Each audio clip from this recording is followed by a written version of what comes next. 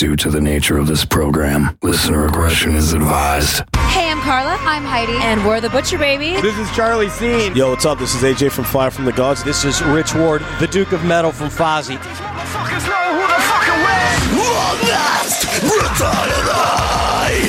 Saddam Leader from In Search of Sun. This is Beefcake the Mighty from Guam. And Postulus Maximus. Ahoy, this is Chris from Maelstrom. Yo, what's up? This is J-Dog from Hollywood Undead. Hi, this is Ash Costello from New Year's Day. This is Tommy Vex from the Bad Wolves. This is Joe from Dead.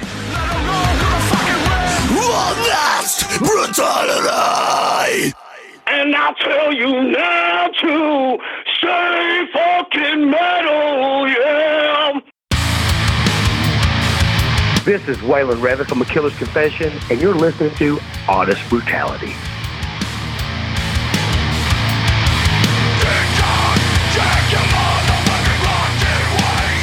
Hey everybody, welcome to Honest Brutality. This is the show that is all things rock, metal, and stuff that doesn't suck. Yeah. I'm your host, Evil, and I am joined by the usual suspects. This is Big Sloppy. Hey, what's up, everybody? It's Camera Rebel. We have a special guest on the line right now. Yeah. And this is a really cool treat for us. Yes, it is. We have Mr. Waylon Reavis of A Killer's Confession. How you doing, Waylon?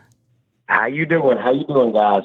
We're doing wonderful. We're having a great day so far. It's early on a Sunday as we record this. Early on a Sunday. Yeah, and we're just kind of moping around here, getting ourselves awake. So you haven't had your coffee yet? Oh, yeah. I quite honestly, I've been sick as fuck, but I wasn't going to miss this conversation today, so I've been pumping myself full of Tums and Pepto-Bismol to make sure we have a good conversation. That sounds more like a hangover than a flu. I know, right? I know. It's fucking horrible. He's just extra sloppy today. Extra sloppy. Yeah, that's right. I had the flu this week, so I know what you're talking about. I was like, oh God, man. I got shows this week, and we're shooting a video starting tomorrow, and I'm like, I've got to get better. I've got to get out of the bed. And it was just terrible. Oh, yeah. I haven't been sick like that in a decade. It was just like, are you kidding me now? Of all times, I'm sick. Of course. Right? Yeah, absolutely. You guys are shooting a video. What song are you guys doing? We're shooting a video for our new song, Angel on the Outside. Oh, nice. And we did a lyric video for it, but our manager was like, you need a live video for it. And I kind of came up with a concept. And I have Rock Titan TV coming in and helping me do it. And cool. Much appreciative of them. They're stepping in. They're helping kind of a lot of cost. And I'm like, thank you so much, because I've done a ton of videos in the past. And, they've always, I always leave crimes in the bank going, oh, my God, I can't believe I spent so much money. I look so stupid. So now you said that you came up with a concept. Do you care to share a little bit of that with us? Well, if anybody who's any of your listeners know my past, they know I'm from Mushroomhead, and right. This video is about the song itself is about when I left Mushroomhead and where I was at emotionally. Yeah. So this song is really about that that emptiness in the void of like, where do I go now? What do I do? And so the song is really the whole concept of the song is kind of being placed in hell, which in my view of that, it'd be in the absence of everything. You're stuck with yourself. Right. And in the video, it's going to really portray that and how you landed there and how your own demise landed you in the spot you're in. Yeah. No think tanks for you. Hey, thanks for going deep first thing in the morning. Appreciate that. Well, hold on, man. I'm not get another sip of coffee. I can't really grasp this concept yet. Beautiful. Hey, Waylon, I got to ask you. You have a thick ass Southern accent, brother. Heck yeah, yes, I love sir, it. Where exactly did you grow up? I grew up in the mountains of North Carolina. Okay. I am from. I'll tell you, the only thing that came out of my hometown was NASCAR, white liquor, Zach Galifianakis, and me.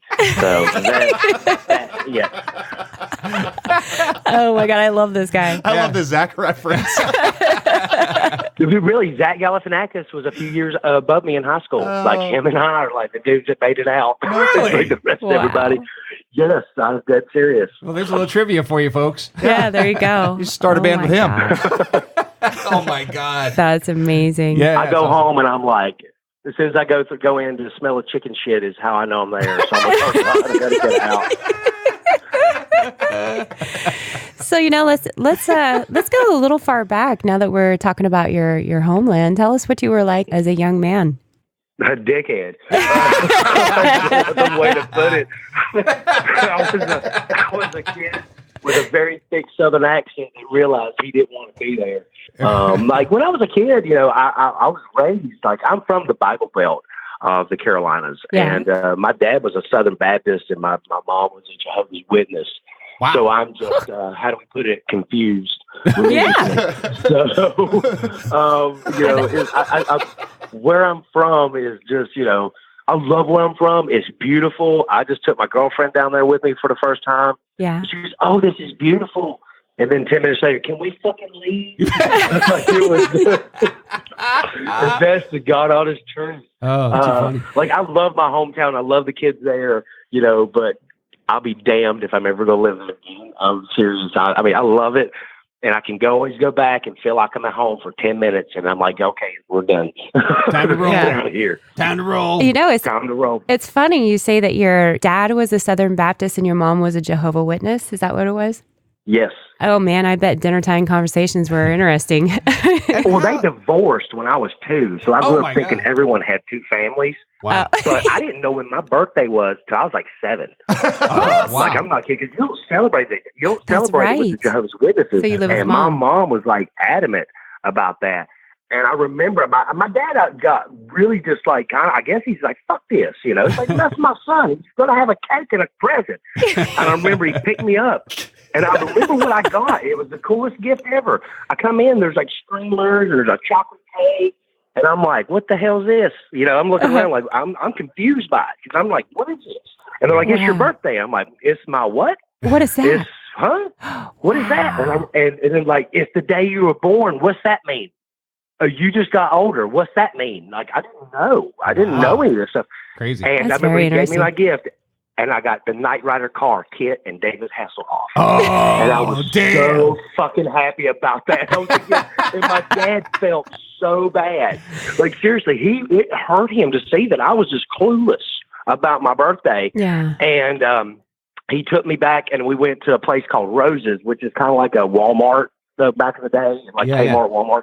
And he bought me the WWF wrestling ring and Hulk Hogan and Roddy Piper. Oh my God. Like he felt so bad. It went out and got me more. It's just like, this is not right. And after that, he was just like, we're celebrating this shit. These boys are idiots.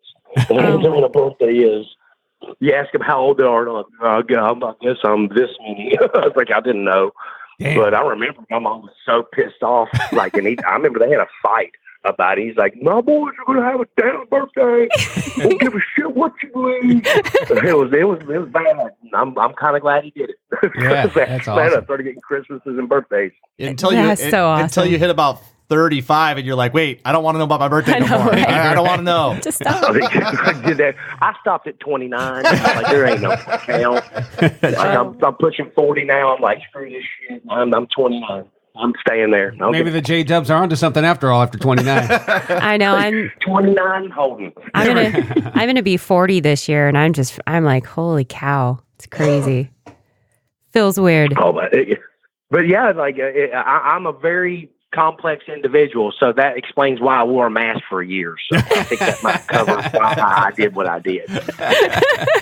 I love it. Oh my gosh, that's awesome. So at what point did you start getting into music?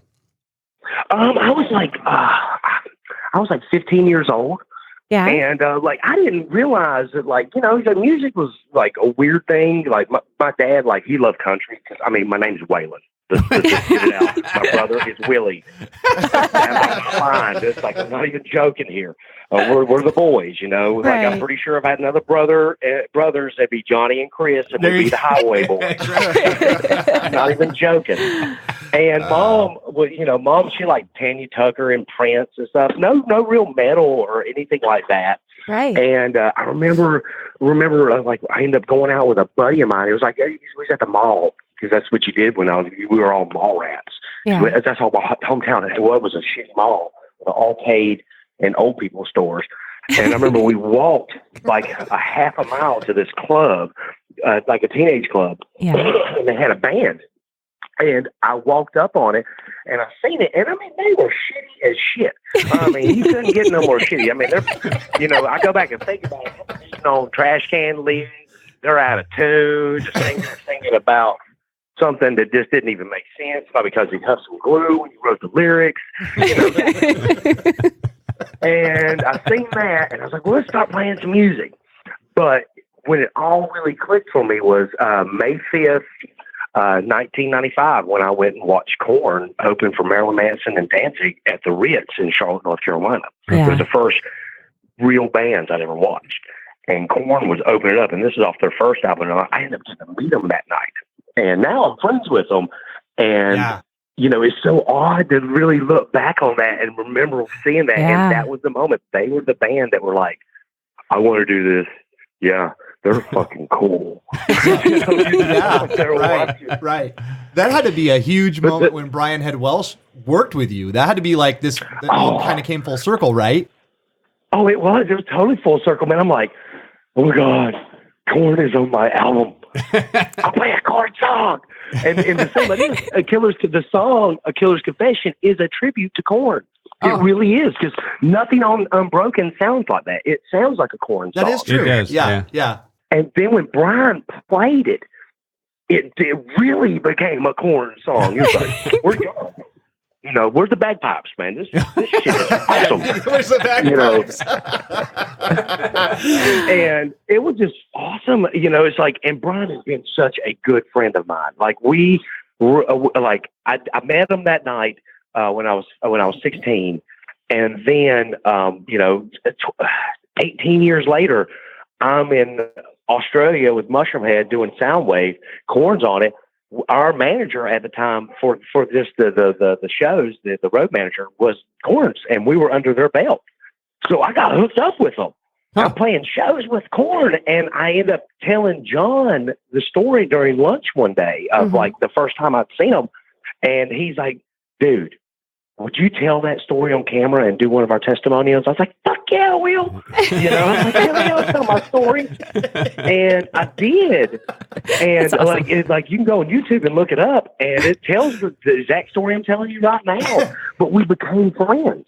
That's so And awesome. then we ended up doing Mayhem, and it was like I was with Korn every day, and that's when the friendship really just blossomed. Yeah. And it wasn't a music thing.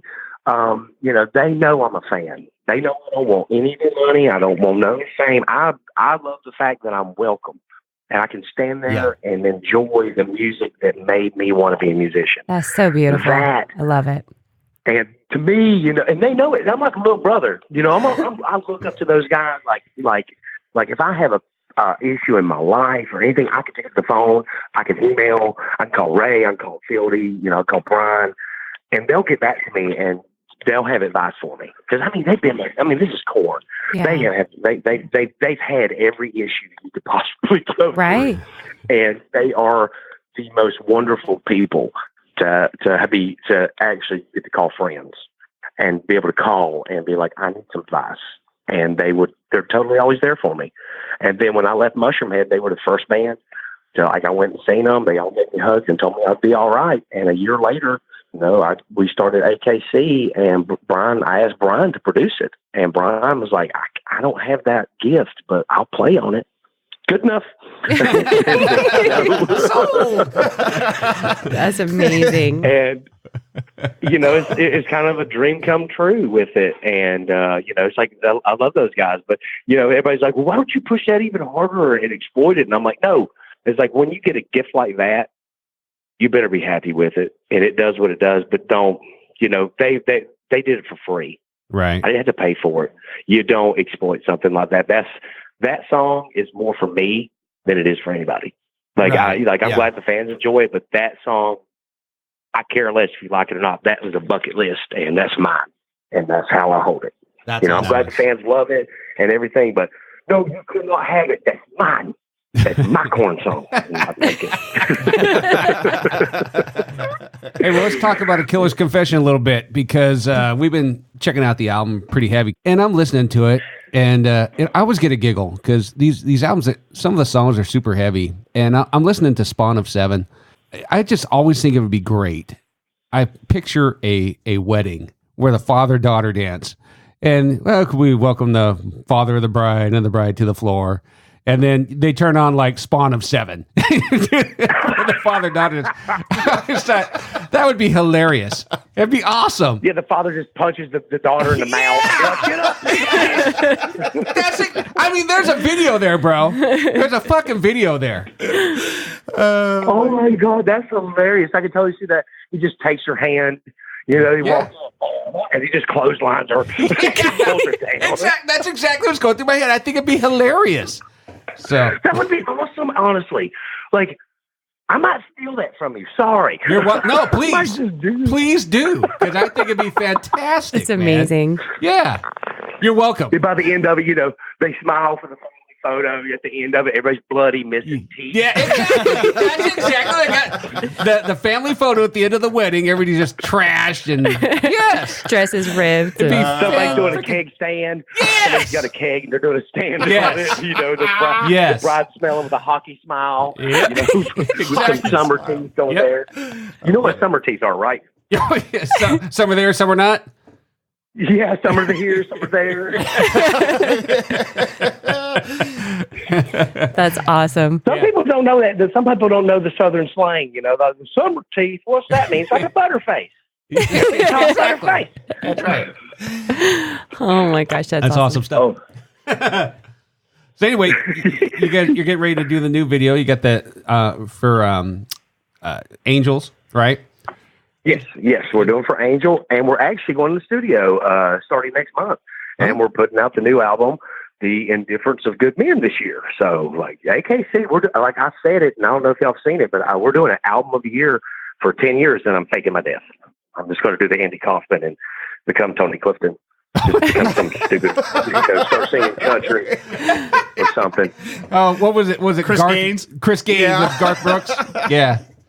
Yeah. Well, man, my name is Waylon. I can do it, man. I got that accent. You do. I just got to throw it on a little bit thicker and be like, I love my Pabst Blue Ribbons. And it's like, right ain't my nothing tractor. better than a hound dog and a Sunday morning with some beer. Oh, this reminds me of have you seen the videos on their social media where they do like the Facebook and with the teeth and I got my Pabst Blue Ribbon and oh my God, those are fucking hilarious. Those kill me, man. Well, that's the reason we do that is just like we understand.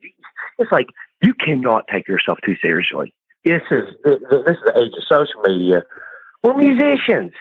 We huffed a lot of glue. We smoked a lot of pot. Okay, sorry. Our brain cells don't really fire as fast as they used to. We can't be this, mystic thing in the dark. We do that just to entertain you. That just like when there's no information in the past. Screw it. Go make them laugh. Yeah, entertain them. There you go. Because I love it. Yeah. It's because at the end of the day, when you really look at what we are and what we do, we're entertainers. Don't matter if it's just music or if it's comedy or if it's anything. You want to make your fans happy. Yeah. If they're enjoying it, do it. It's no big deal. It's like you really got that much so much ego to where if you make yourself look like a fool and people laugh at it, you're embarrassing. Now, screw that. It's like people will forget in 10 minutes anyway. It's called the age of ADD. What do you say? Exactly. Squirrel. People forget, man. Think about it. People can't remember their asshole from the hole in the ground. It's crazy, yeah. Speaking of entertaining, let's talk about a live show for a second, okay? Because it sounds like yes, sir. You're coming from the same perspective that we share on this show here, is that if somebody's going to pay good money, hard-earned money, I might add, to come see your band play, you have to entertain them. Because if you're not, you're doing a disservice to them and your band. Mm-hmm. You're taking it's hard enough to get them to come out in the first place. Exactly. It really is. And and if you can get them out there, like my guys will tell you, it's a toss-up with me. It really depends on my mood. If you're going to get the killer or if you're going to get the comedian. It really, and that's the thing. Because some nights, like I'd have the guys hiding behind their amps and shit, I would say. Because I mean, you play some gigs, and some gigs you're playing for 500 people, some gigs you're playing for 50. Sometimes you're playing for 5. It's the nature of the beast. Right. And 5 people there, man, you are going to see a show from me. When there's 5 people there, I'm like, fuck it. gloves off. I want to say some shit. And the one night I was talking about my daughter, and I love my kids, don't get me wrong, but I'll be the first one to tell you they're stupid. I'll be the first one that's like, I'm the very first one. And I'm like, I'm not ashamed of that. You know, people, I was like, you need to tell your kids when they lose. You do. Totally. Because, you know, it's like, this whole, everybody's a winner. No, honey, there's bitch figures in the world. You're not going to be a doctor. You can't put 2 + 2. It's not 5, it's 4. You're not going to be a doctor. Figure that out. You know, you think you spell special, Pandora? No, that's not how you spell it. That's how you spell your name. You know, and I was doing that on stage, and my guitarist at the time, Trumpy, was just he was like 3 shades of purple. Like, oh my God, that's your daughter. I'm like, that's right. It's my daughter. Not theirs. I call her Cardi if I want to. My daughter. Oh my God. You know what? But the thing about it is the crowd was laughing just as hard as you were. Right. Yeah. And that was the point. Because it's like, screw it, you know. It's like, I like Sam Kinison. I like that edge humor where I'm going to say something that might piss some people off, but screw it. Fuck your feelings. Fuck mine. They never got me $1 million, and they don't matter. Right. Yeah. No, good point. Yeah. You know, Waylon, it's a really cool moment for me, too, because big fan of yours for a lot of years. And I actually saw you some years back in Chico, California. Okay. And when we saw you, I took my brother. He was like this huge Mushroomhead fan. And we went out and saw you guys. You were all killer that night. There was no comedian happening. But this was... you were all killer. And that live performance, what you were doing on stage, I'm surprised you're still able to, you know, be fully ambulatory and move around. You were really... catching up to me. Oh, is it? Yeah, that's kind of where I was headed. You were really thrashing the shit out of yourself and everyone around you. Oh, well, I don't do that as much because I own all the equipment now, and I don't really want to buy it again. Because people have asked me if they continue to do that, and I'm like, oh, it hurts. No, we're not going to trash my shit. We'll take yours. Oh my gosh. No, but it did catch up. Like, my knees are really, they're not bad, like, you know, football players and stuff, but like, I have clicks and stuff now. Like, I get up, I'm like, what's wrong with me? Why can't I turn left? What's wrong? But it's like, I'm getting older, but like, when I do those nights now, oh God, it takes me a week and a half to actually recover. Absolutely. I'm like, what did you do? It's like a night of fucking heart, like you're a teenager and you just get up and you realize you can't fuck like that no more. Your back's gonna give out. It's like stop trying to be Peter North or fucking goddamn Ron Jeremy, whoever you think you are in the head. Stop fucking like that. You're too old. You can't be fucking trying to do diamonds from the fucking the banisters and get to her. It's going to hurt you. Like, My God. Oh my gosh, that is beautiful. Fucking amazing. That is beautiful. So now you mentioned your daughter. Do you only have one child? I have 3 children, and my girlfriend has 4, so we're the Brady Bunch. I got one of those too. And I love my stepkids. My stepkids are like the most respectful. Like, I'm outside right now avoiding them so they don't hear me talk like this because I'm a good stepdad. I really am. They don't need to hear me talk like this until they're 21 and drunk. So, like, I'm waiting on that. Like, my kids are wonderful, but her kids are like her daughter is going to for a full med ride. Like, she's going to become a doctor. She's going for softball. She's like a star softball player. Her son Jude's a star soccer player. The Timmy, all of them are. And her son Morgan is actually my drummer. Oh. Like, my stepson is my drummer. That's amazing. And so to me, it's like I just look back there and I'm so proud of him. That actually brings me to my next question. I was going to ask you if any of the kids go to any of your shows, but obviously one does all the time. Oh yeah, all the time. And I bring the kids to the show, but when I bring them to the show, I definitely, Julie gives me the pep talk before I go in. She's like, Waylon, no mom jokes, no sex jokes, watch the F-bomb. The kids are here. The kids are here. And I'm just like, well, you just took away 75% of the show.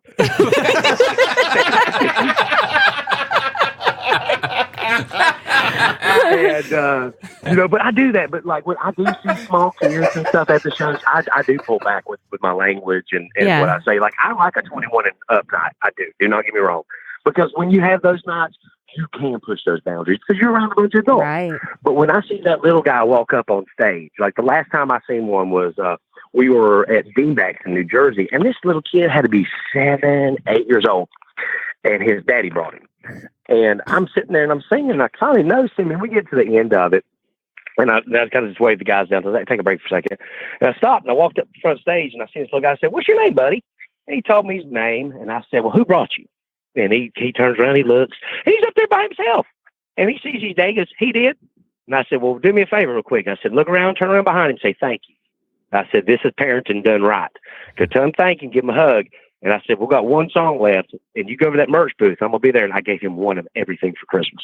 Oh, wow. That's Nice. amazing. Just for being a little guy. Yeah. Well, it's like, those are memories you could put in a child's head that they'll remember forever. For all of his and life. It's a positive one. And you know what? You don't know if you may have just inspired him to become a musician. The next Waylon Reavis. Yep. Exactly. Yeah, you just never know. Well, that's the thing. It's like, and then I got a kid coming Wednesday to the first show with the new guys with Morgan and everybody. I got this kid that I brought up on stage when he was, how old was he, honey?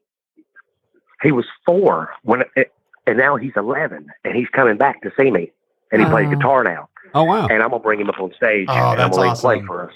But he doesn't know it either. Like I talked to his dad, and I'm gonna bring him up, and I'll be like, I'm gonna take everybody take a breather. Oh, give me a guitar.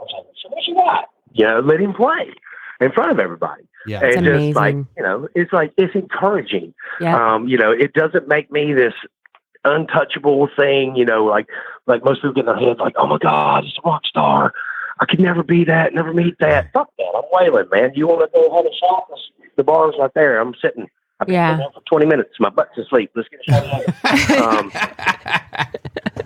But you know what I mean? It's like, I really like to put that across to people. It's like, don't matter how successful we can be in our business, we're still human. Yeah. And we still have that.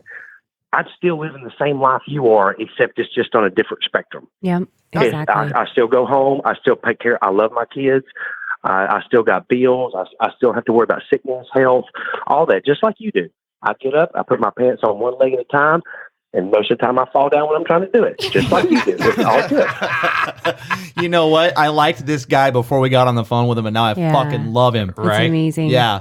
Badass. That's so inspirational, man. I wish there were more people that kept their heads in that part of the game, Well, I'll be honest with you. It took me years to get here, but I had to realize that, I was nothing without the people. Yeah. And when you realize that, and you realize who really made you, you didn't make you. They did. And you better love them, and you better treat them as if they're the unspoken band member.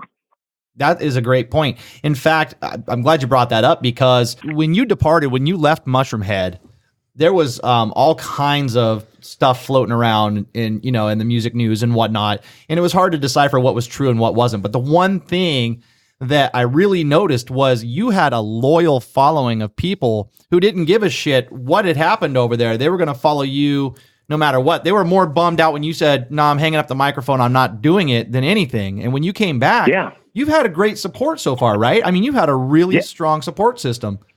I still do. And it's like my personal Facebook. I'm like 50,000 on my own, and I mean, Killer's Confessions only sent like 16,000 follows on Facebook, which is okay, but nobody goes there because they stay on my page. They're like, well, we'll just get the information from Waylon.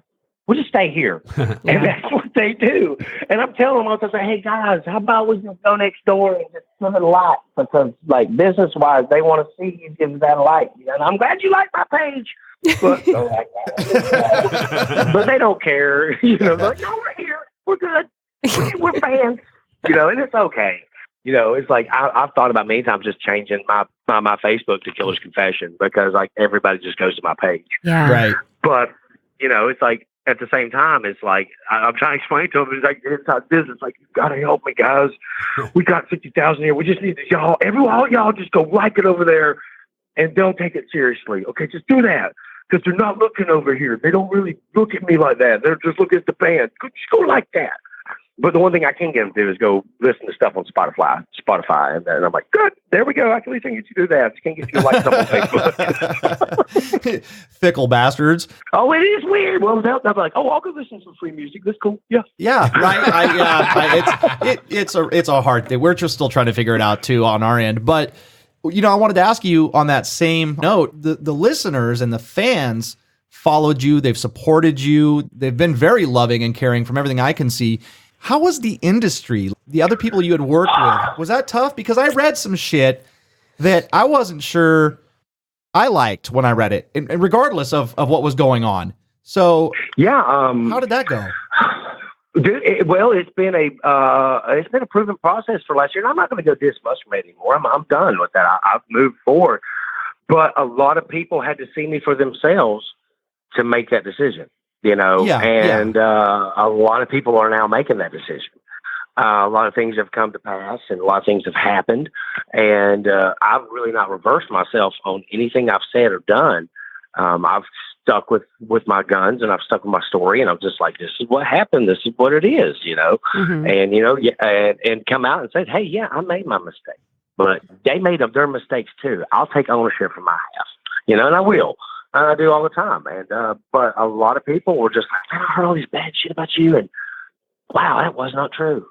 You're not like that. They're like, cause, at clubs and stuff, and come in and they're terrified that I'm just going to come in and beat the shit out of them. I'm like, well, you don't owe me a lot of money. I'm not going to hurt you yet. You're going to pay me. But no, but by the end of it, everybody's like, always says something. They love that I'm professional. And they realize it's like that had nothing to do with anybody, but that's the people that were involved. Right. It didn't have anything to do with the fans. It didn't have anything to do with the industry. It had to do with certain people. Really, not even the band, just a certain person. And that's all. And I don't want to go into that or anything, but that's fine. I was just curious about how all that felt and what it really looked like. Because it hurt. It hurt. I found out how many friends I had, and it wasn't that many. Yeah. Like a lot of people turned their back on me, and it's taken me a year to earn a lot of the respect in the industry back. And for them, because they don't know. They wasn't there. Yeah. When you got a band that's still touring and saying whatever they want to say, yeah. And then you got me and not doing anything for a year and just sitting. I worked with kids, and that should have said enough. I went and got a job working in a group home with children. Yeah, I'm a real bad guy. I'm a terrible person. Right. And right. You catch my drift. Really, when you really start looking at that, it's like, well, hold on. This guy is just terrible, terrible, terrible. Well, I had to take a drug test. I had to go through psychological evaluation because I worked in a group home. These children were wards of the state. Yeah. And I ended up becoming a manager in like 3 months because I used the same mentality I'd used on stage. It was crowd psychology, figure out what they like. Yeah. To get to them.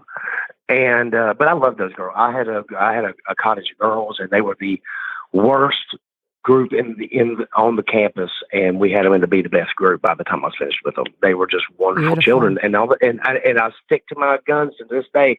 And I told them, and I'll tell everybody else, all them children needed was to be loved. Yeah, that's it. Absolutely, and that's anything all child needs. You show them that you love them and you're going to protect them. You'll be able to do anything you want with them to help them out. Yeah, but they have to feel that. And I'm not talking that fake crap. I'm talking about that real. They know you love them. Yeah. They know that you'll lay down for them. Yeah. And I did. But that honestly helped me heal and get over the ego and all that crap. Like those children humbled me, but those children also are the reason I'm back in music. Yeah. They're the reason I picked the mic back up because we were doing we called it PH. It was after dinner. It was as a group therapy, and I'd always teach them about following their dreams and using the pains of their life that they had been through to motivate and to use that, take a negative into a positive. And at the end of it, the girls were like, we know who you are. I'm like, what do you know about Mr. Waylon? They're like, yeah, we know you scary as shit. Videos.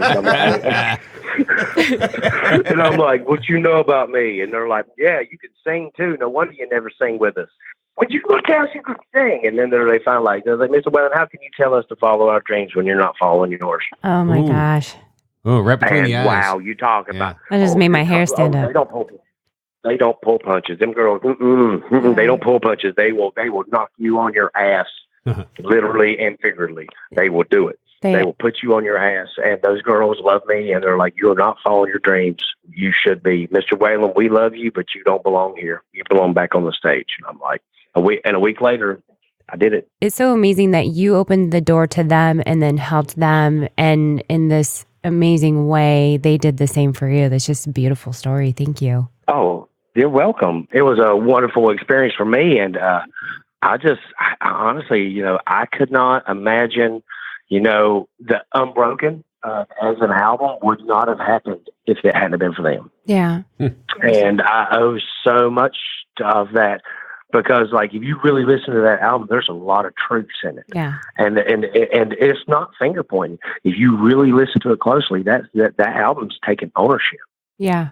It's called Unbroken, and the reason the band's name is The Killer's Confession, the key word is confession. It's taking that wrong that you did and put on you. That's beautiful. So do you still keep in touch with the girls? I'm not supposed to, but I am on social media, and I can't hide very well. Yeah, that's beautiful. That's beautiful. Waylon, I'm curious. You've been in the music industry for quite a long while right now. So what are the biggest changes for the good and for the bad that you've seen since you have been in the music industry? Well, the obvious is, the downloading.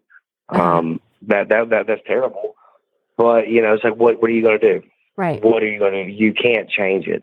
If we let another industry come into our industry and monopolize it with Apple and all that, and now, these record companies, they don't know what to do and how to make bands. Just, the dumbing down of the music is really killing me.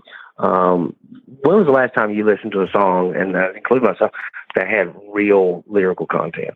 Right. That had something that absolutely moved you. And I'll be honest with you, the last time I heard a song like that, it was called The Doomed by Perfect Circle. I thought that was the greatest song of last year. Yeah. Flat out. I thought Maynard always comes out. He always does. But, like, if you go listen to hip hop and just this pop bullshit and even just country pop bullshit, it's all just dumbed down lyrics, drinking some beer, having a good time, nothing soul searching. There's nothing moving about it.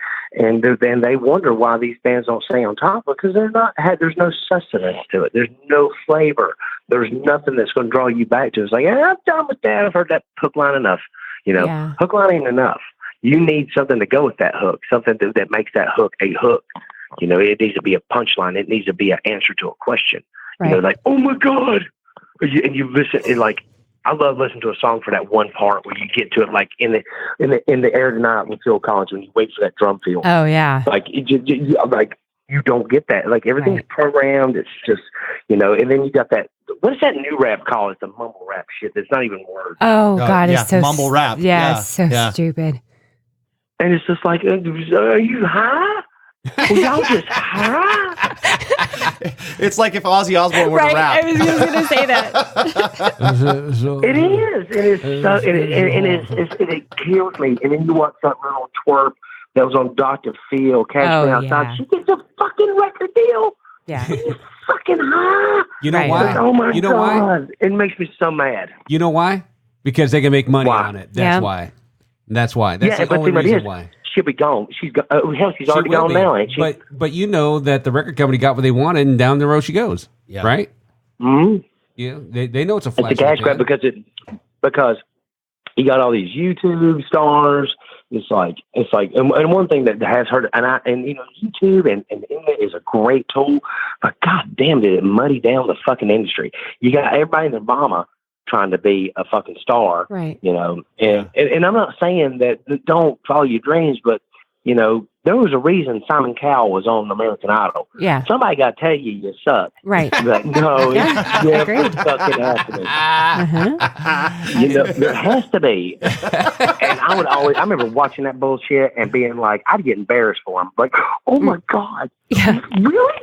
Oh God, you can't hear that. Absolutely. And don't go. I just felt bad for him, just like and I'm not saying I'm the best or anything like that, but God. Yeah. You do realize that sounds like two cats fucking outside. That's bad. I'm going to throw food at you. That's funny. So now, what are some of the good things, the good changes that you've seen in the industry? Well, I go back to internet. We have the ability to connect with our fans in a way that has never been done before. Right. Now you have a chance to, like with me, I go live, like we do all the videos with Teeth, and we're always interacting with them. Yeah. But it gives me that platform where I ain't got to wait to be on TV. You ain't got to wait. I'm just going to be like, today at 4. Hey, guys, what's up? And then I can talk to them directly with the live feed. Right. It's amazing, you know. And it kind of throws that reality TV into it, but really is reality. There's nothing scripted. Like when we go live, it's not scripted. It's just like, what you think of? Make good TV. You know, absolutely. Yeah. Speaking of the live video, we do something here on our show on Friday nights occasionally. It's called the game show. And we'll go live. We go live. And I'll come up with the topic typically, and we get audience participation where the topic might be, I'll give a title, and is it a band name, a porno, or did I make that shit up? Right? No, it's a blast. You would be fantastic as a guest to sit in with us one night. Would you be willing to do that? Yeah, of course I would be willing to do that. I would love to do that. I would totally do that with you because, like, I can't help the stupidity that comes out my mouth. Neither can we. And if you can market it in any way, go for it. Yeah. I'm all about it. It's a blast. You saw when you said, "Would you please?" I'm sold. There you go. I'm in. Right on, buddy. That'd be amazing. We'll schedule a date, and I'll totally be a guest on it. I'll totally do that. What are we looking at for this new album? What's our timeline? When can we expect to hear some new stuff, man? You'll be hearing stuff. Hopefully by August. Oh, nice. Wow. Nice. Yeah, like I go in and we're recording it, and I got something in my sleeve that is going to put everybody on their ass when I say it. Oh, and that's all I can do. And it's like now it's like nana. Wait and see. Like really, like I've got things coming. Like I'm going to be in LA next month with work with Sahaj again, who actually did produce and help me write Angel on the Outside and I Wish. And I'm going back to him to work again, but I'm bringing a friend along with me next time. And, so there's when our little it's time tidbit. to talk about it, y'all going to get it. We just got a little teeny tiny nugget. There's your little nugget. Yeah. You made a comment prior to us doing the conversation and during the show here. You had said that the new members, what's going on there? Are we doing a lineup change? You adding some people? What are we doing? I totally did a lineup change. Trumpy, John, and Paul all left. And, it's like touring is not for everybody. Right. Yeah. You know, like hard. you get out there, it's a cash grab. Yeah. And I pay my guys good. Like each one of my guys, I pay them $500 a week. I do. Mm-hmm. I make sure that, and that's more than most bands make that are at my level. That's like that. They're like, well, you did what, my cup? How much you give them? But, when you have mortgages and families, I mean, that's not enough. It's like you got to keep a job when you're home. Right. Royalties aren't there like they used to be. And the guys couldn't do it. And they just it's like we gave it a year. It's like they were just wanting to blow up. And it's like it doesn't work that way. Right. You got to go pay your dues and stick your time. Yeah. So I ended up, they left, and they left on good terms. Do not get me wrong. This wasn't a bad thing. I don't hate them. I hope they don't hate me, but it is one of them deals. But I couldn't afford to pay them any more than what I was paying them. End up paying out like $2,500 a week just in payroll. Yeah. On those guys, and that's a lot. That's $2,500 a week. I'm like, good Lord, between that and the sound guy, and it's like I turned around and they left back in December. We announced that they were gone on January 1st. They won awards. They won awards for best album. Unbroken won best album, vocals of the year, guitarist of the year, drummer of the year. Basically, I mean, we went through Rock Rage Radio's awards like we pretty much swept it. Yep. Yeah. We swept the whole awards, and and that was awesome. And it was a good way for them to walk too. It's like leave on a high note. Then okay, it was a hard year, and you financially can't make it, but you did get that pat on the back on the way out, saying you did good. You did good. Yeah. And I will say that they did good. But I ended up bringing in Rocky from Ventana, Rocky Sobom, and he played with Blood on the Dance Floor and Twisted, and he had worked with me in the Mushroomhead camp. And to bring him in, and then I ended up hiring Morgan, my girlfriend's son, to be my drummer. Right. And that kid is 22 years old, and then he's a fucking beast.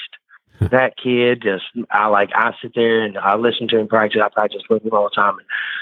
It's just like I got a young version of myself that plays drums. That's beautiful. And I just look at him and I'm just like, you're going to have me, and I'm going to teach you what nobody taught me.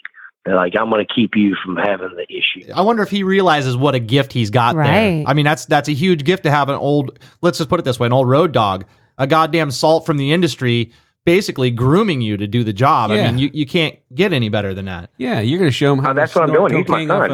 of hooker's tits, the right way. I'm going to be sitting there holding him, be like, don't do it. Watch what happens. No, I think that's amazing. And I'm going to sit there, and it's like, but I am totally grooming him for when my time comes, and it will come one day when I'm like, fuck this, I ain't going on that stage no more. I'm old. Right. Nobody needs to see this old fat ass up there. No, we ain't doing that. No, I look stupid. I ain't putting them tight pants on no more. But that whole time, I'm going to groom him and have him ready to where when he leaves out from under my wing, he'll be able to do that where the hell he wants, because he's going to be that fucking good. That's awesome. That's awesome. So what do you guys' shows look like for 2018? Right now, we're doing, I've pulled back. Everybody wants me to headline for some fucking reason. I can't stand it. I'm like, I don't want to fucking headline. Band's not ready. I want to fucking go and open. I want to open and we have been pitched for so many tours, and it's just like being the fact that you're not the headliner, you don't really get to make the calls, so like I'm just hurry up and wait, it's like I've just got to wait on that phone. But right now I'm set up to do a couple festivals, and we're doing a new album. There's a major tour set up for us in March through June. It will be in April to June. But I can't really talk about it because it's not been solidified yet, so I can't say, and I do not want to jinx myself. Yeah, knock on wood. So, because I really step back. I've got new management. Mark Abramson is my manager for A Killer's Confession, and I work with Logan Crossland from a Satellite Touring, and they do our booking. But they both sit with me, and we have decided we want to put A Killer's Confession in a good light, and it is not healthy for A Killer's Confession to be stuck out on a headlining line. It's a baby band, because it don't matter where the fuck I've been. This is a new fucking band. Right. And I got to be treated as such. It has good music, but it don't matter. Nobody knows who the fuck we are yet. So I've got to sit back and relax on that. And I flat out told him, I said, do not make me headline. Yeah. I hate this. That's too much pressure for this. Right. Everything off my old Mushroomhead days. I don't want to do that. I don't care to do that. I hate it when I'm have to headline. I go to see my, Killer's Confession, and I see myself in Mushroomhead gear. And I'm like, well, that ain't what we're doing. That's some false advertisement. Yeah, right. Nobody does. It's like, and that's what it is. And it's like a lot of promoters, they want to fucking run off that. And it's like, no, please don't do that to me. I don't want to be affiliated with them. They don't want to be affiliated with me. I've already wished them the best, but doesn't mean I want to look like that anymore. Please don't put that picture back up. It's like, take that shit down. Yeah. And I do. I wish Mushroomhead the best. Like, now that all is said and done and it's over, it's like, good luck, guys. You hate me. I hate you. Good. We agree on that. Yeah. But and I'm over it. Like, seriously, I'm so over it. It's not even funny.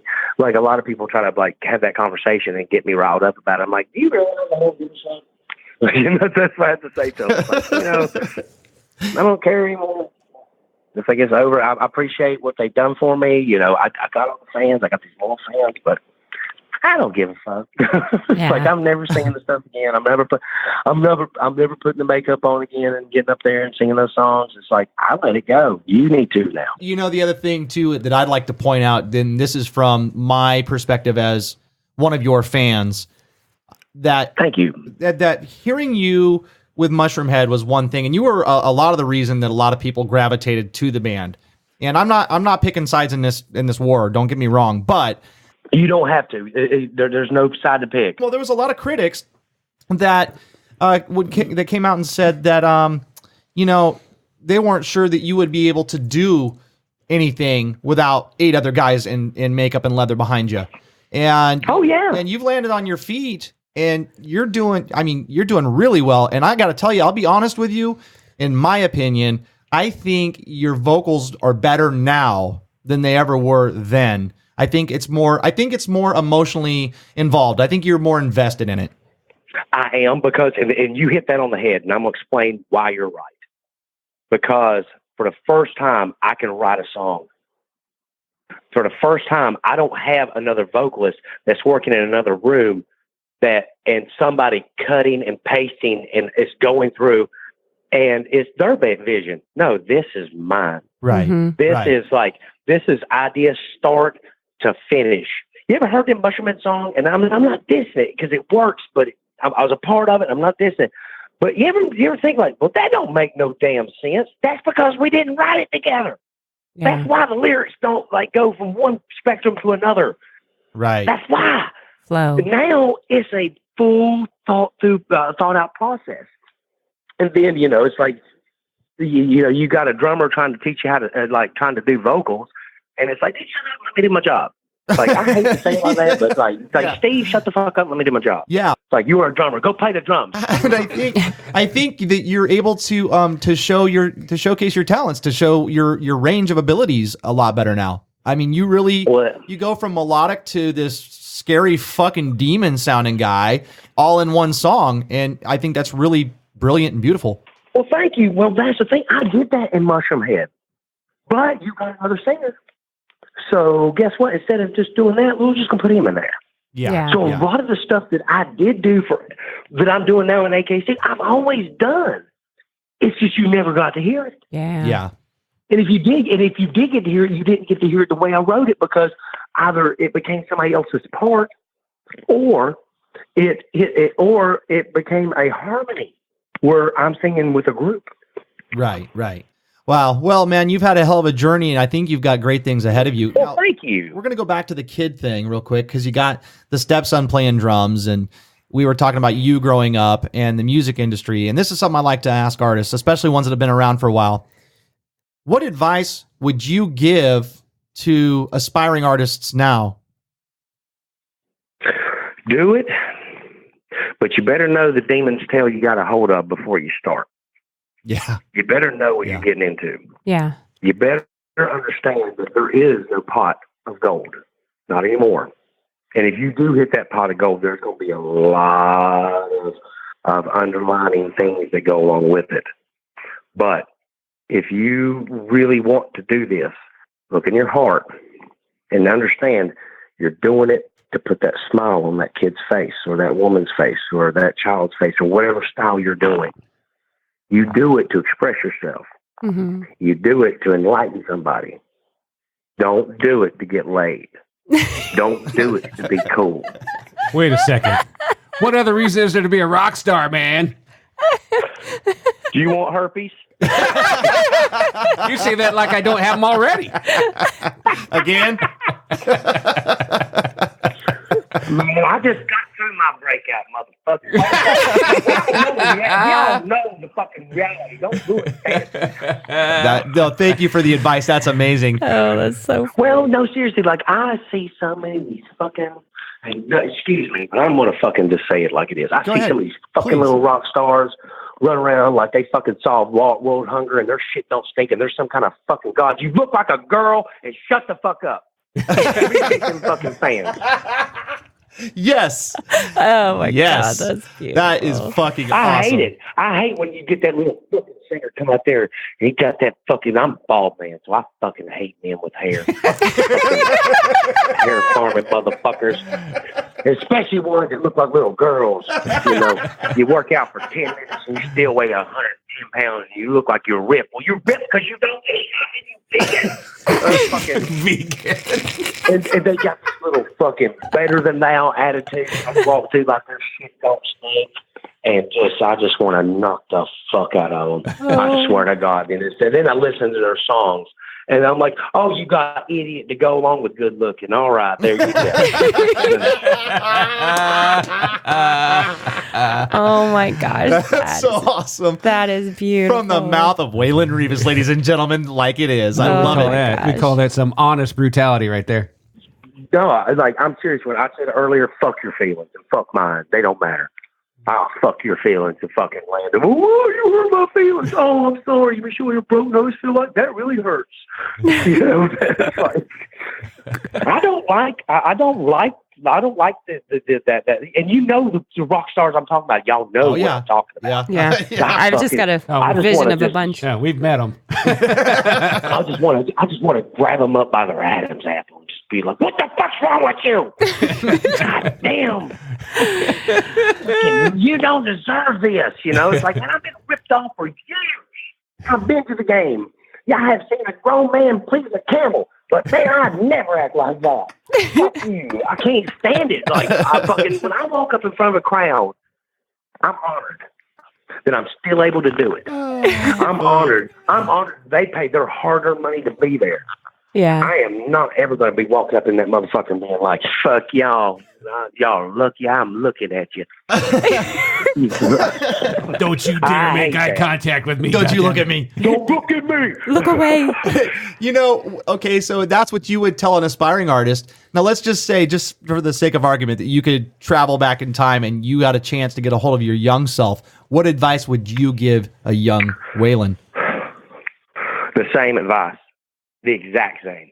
And then I tell him, do not think that you cannot do this without them. Do not think that because they had a deal with Universal that you cannot do this, because you can. Stick to your guns. Stick to your arms. Keep pushing forward. You're going to get there. It's very inspiring. Awesome. I dig it. Fuck yeah. I dig it. Love it. Hey, and I wouldn't pull no punches with me either. I'd smack the shit out because I told you I was a dick. Little shit. With all your fucking long hair. Look at this, man. This is what you become. Bald and angry. Bald and angry. That should be the title of your next album. Bald and angry. That should be your stand-up routine. Waylon Reavis, bald and angry. Live at Vegas. Bald and angry. Come out and smoke. Yeah, I'm smoking. Fuck y'all. How we doing? We got camps. We're going to start with the fucking kids today. Fuck millennials. Everybody who's a parent, okay, we got enough I solemnly swear that I will raise a millennial. Okay, we're on the right path. Here we go. That's how we start the whole show. Oh my gosh. All right, Waylon, thank you so much again for being our guest today. Is there anything that we didn't talk about that you wanted to? Well, I want to become the Pope, and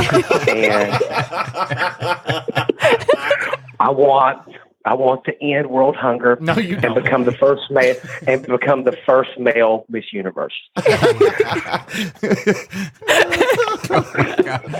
You be the Pope, by the way. You be the first Southern Baptist Jehovah's Witness Catholic on the planet. I bring back public flogging. Yeah. I'm down with that. Let's do that. Oh my I'd be gosh. like, hey, Shawty's pee in the supermarket. Whip it. Oh my God. Waylon, how does the listening audience find you, find your music? How do they listen to you? How do they book you? And where are you guys playing? Well, just go to Facebook. You can find A Killer's Confession on Facebook. You can find Waylon Reavis, the woman with the blue check. Yeah, I'm verified. They said I was special with the blue check. You find me there, Twitter, Instagram. You can listen to us on Spotify, any digital outlet. You can find A Killer's Confession. Go to Apple Music. You can find Unbroken, and then you can find the two new singles, I Wish by Itself and Angel on the Outside. And thank you for all your support. Go listen to this shit free on Spotify. We got close to 40,000 listeners a month. We need 40,000 more. There you go. Yeah, nice. Awesome. Absolutely. And with no label at that. Bingo! I love it. I love it. You know, it's funny, Waylon, you say that. We're seeing a lot of that now. We talked to the guys from Boba Flex, and they're kind of doing the same thing you guys are doing and knocking it out, making a fucking living. I dig it. Well, that's the thing. It's like, I honestly do want a label. I want a major label. I don't want an indie one. I want to do that one because I've never really done it. Mushroomhead was do it yourself. I want that one test because I want to see what kind of hell I could raise on a big stage. Because you can't do that without without a major label. Right. Like, I just want to do that one arena tour, and I would love to see what I could come up with for entertainment purposes if you gave me that kind of money and that kind of chance to do. I would love to see the insanity that I could bring. I'll bet it would be a little scary. Yeah. And a lot of fun. I think it might be a spiritual experience. You might just leave like, man, there ain't no up and fuck down.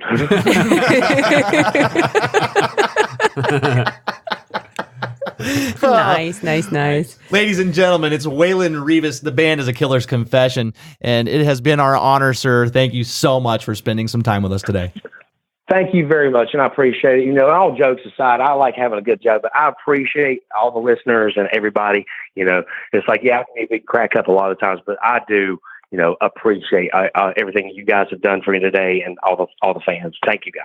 Absolutely. Thank you so much for your time. Our pleasure. You know, there's those conversations we have occasionally that just really stand out. And oh, yeah. This is one of those. Oh, it's huge. Genuine. You got a genuine guy here being himself, and I love it. I'm going to say this prior to post edit. That one right there in my mind already is up there with the Mike Burns and the Richie Cavalleras. Mm-hmm. You know, The Last Band. Yeah. Yeah, Boba Flex. One of our favorites. right there. This one was so much fun. Yeah. He's so funny and he's so humbling, and I just love all of his stories and I love all his little sayings. Yeah. What was I'm fucked up and fucked down? What was that? I don't know. But even though it was so quick, I couldn't keep up. What a great guy. Yeah. We look forward to working with him again. A Killer's Confession, if you haven't already checked it out. Look, it doesn't matter how you felt about Mushroomhead or any of that. Waylon is out there. He's landed on his feet and he's doing something really wonderful with music. You should go over, check it out, give him some support. Tell him we sent you, and please get out there and see some live shows. Make sure you catch A Killer Confession out on tour. Thanks for listening to Honest Brutality. We are all things metal all of the time. You can find us over at our Facebook page, Instagram, and Twitter, Honest Brutality or Honest Brutes, respectively. You can also find out all things Honest Brutality at honestbrutality.com. You can give us a call. Yeah, 530-962-0411. Again, that's 530-962-0411. Give us a call and say hey. Check out our shows over on Rock Rage Radio. We have a show every Saturday, and we have one every Tuesday. Yeah, Center Stage, where we talk to bands and we play their music. 5 p.m. Pacific, 8 p.m. Eastern Time on Rock Rage Radio. Be good people, take care of one another, and most importantly, stay metal! Stay metal. This is Waylon from A Killer's Confession, and you're getting to listen to our song, Spawn of 7.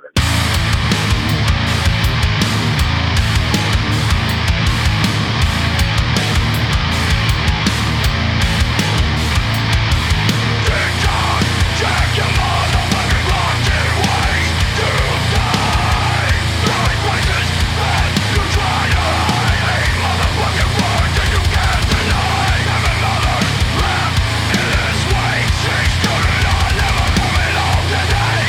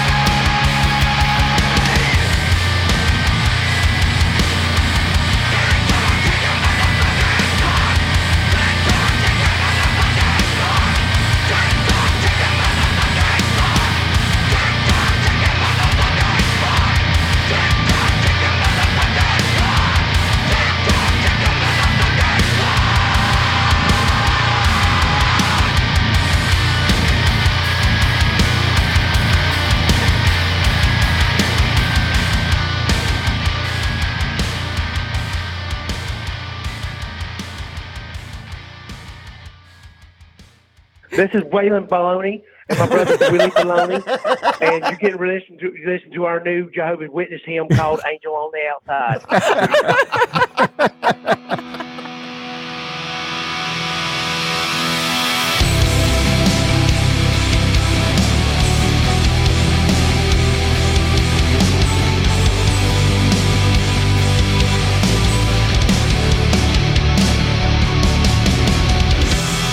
Recall the words that bite, emotionless and cold. Each moment suffocates the light. So where do I go on from here? Drowning in chaos, pain and fear. I walk forever down the line. It fills me up with pride.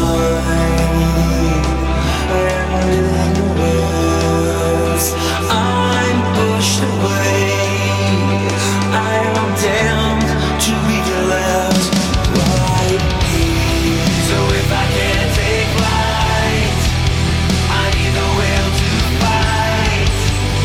And with my demons I deny the angel on the outside.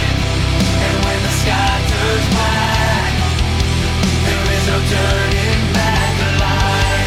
And with my demons I deny the angel on the outside. This loneliness is all I know. This emptiness consoles. Within the silence I can hear.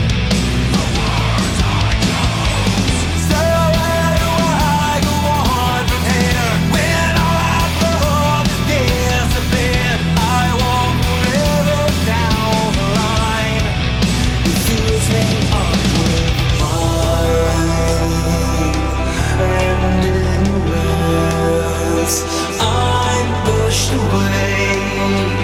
I am damned to be left right here. So if I can't take flight, I need the will to fight. And with my demons I deny the angel on the outside. And when the sky turns black, there is no turning back alive. And with my demons I deny the angel on the outside.